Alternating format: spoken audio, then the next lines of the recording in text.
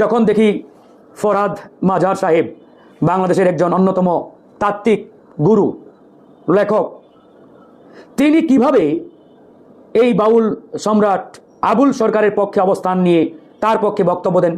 এবং ফরহাদ মাজার বাংলাদেশের একজন অন্যতম তাত্ত্বিক লেখক, সাহিত্যিক, বুদ্ধিজীবী।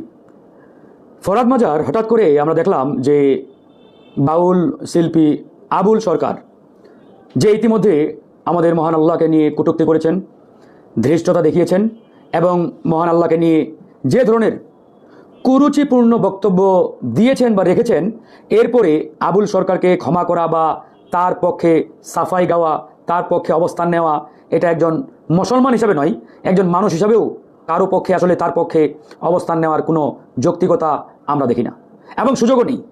কারণ তিনি যেটা করেছেন এটা পরিষ্কারভাবে শুধু ধৃষ্টতা না, এটা ধৃষ্টতার যে চূড়ান্ত সীমা, সেই সীমাকে পর্যন্ত তিনি অতিক্রম করেছেন পরিষ্কারভাবে।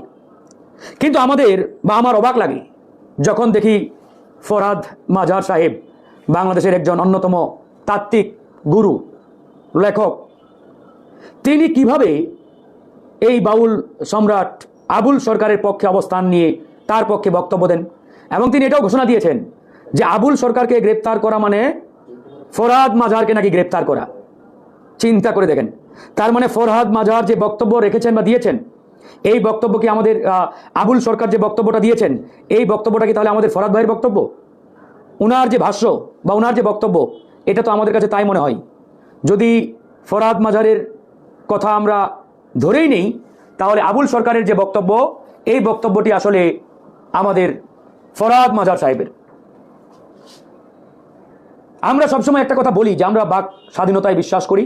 গণ অধিকার পরিষদ সবসময় বাক স্বাধীনতা, অবাধ স্বাধীনতা, মুক্ত স্বাধীনতায় বিশ্বাস করে। আমরা কারো স্বাধীনতায় হস্তক্ষেপ করতে চাই না, বাধা দিতে চাই না।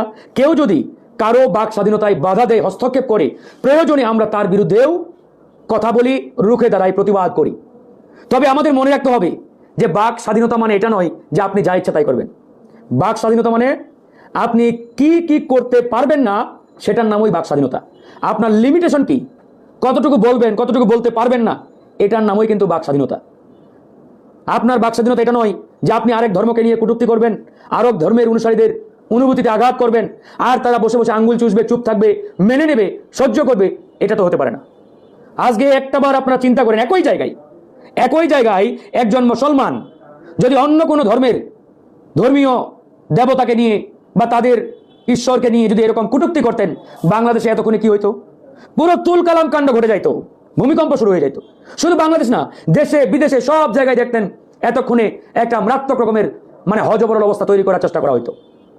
যারে হিন্দু ধর্মের দেবতাকে নিয়ে মানে ধর্মীয় অনুভূতিতে আঘাত করেছে, ধৃষ্টতা দেখিয়েছে, কুরুচিপূর্ণ বক্তব্য দিয়েছে, কিংবা খ্রিস্টান ধর্মের ঈশ্বরকে নিয়ে এই ধরনের সীমা লঙ্ঘনকারী বক্তব্য দিয়েছে, দেখতেন দেশি বিদেশি চক্রগুলো এতক্ষণে একবার তুলকালাম কাণ্ড ঘটিয়ে দিত।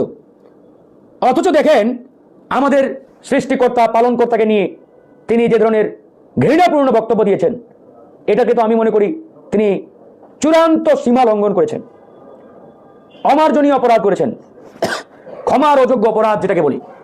এই অপরাধের কোনোভাবেই তিনি ক্ষমা পেতে পারেন না। এই অপরাধগুলোর বিচার যদি না হয়, তাহলে ভবিষ্যতে দেখবেন এরকম অপরাধ আরো অনেকে করার দুঃসাহস দেখাবে এবং এই অপরাধগুলো তারা কিন্তু এরপরে আরো করার